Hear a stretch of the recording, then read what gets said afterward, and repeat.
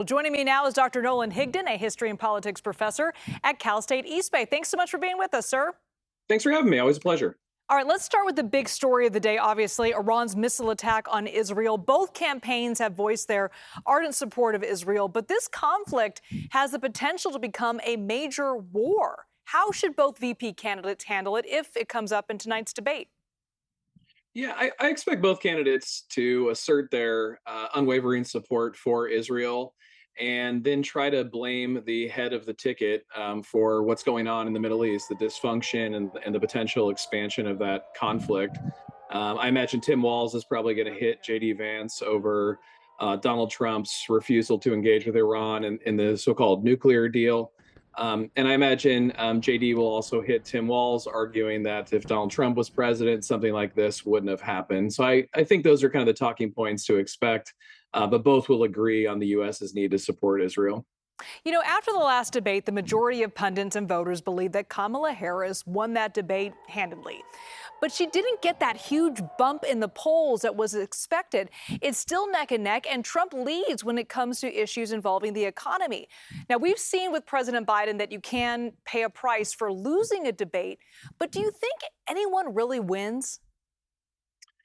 Usually not. I'm old enough to remember back in the old days when you could expect like a 5 to 10 point swing sometimes during a campaign. But our political process is so divided at this point. It's usually just on the margins, meaning that it's usually just tens of thousands of voters who decide presidential elections. And so I'm not surprised Harris didn't get too big of a bump. Harris, though, was just coming off a major bump, right? She was a new candidate.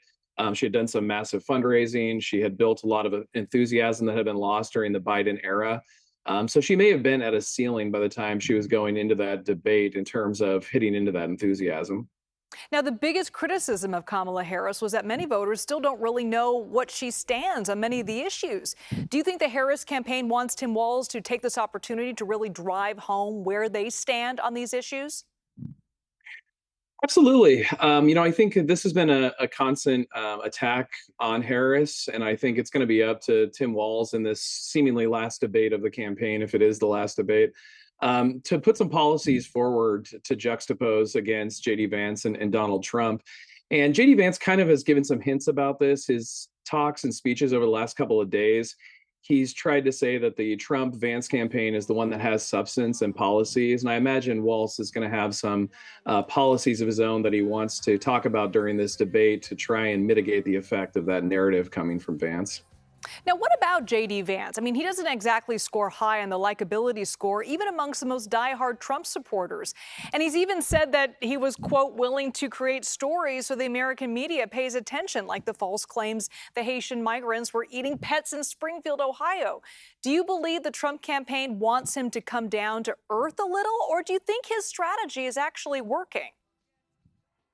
It's tough to tell how stories like that resonate with voters. I think there's a lot of voters that are certainly turned off by the Haitian immigrants eating pets narrative that there's no evidence for. But there are some voters who do read into that as a critique of immigration, which is a number one issue for him. So I imagine there are some voters who that narrative resonates with.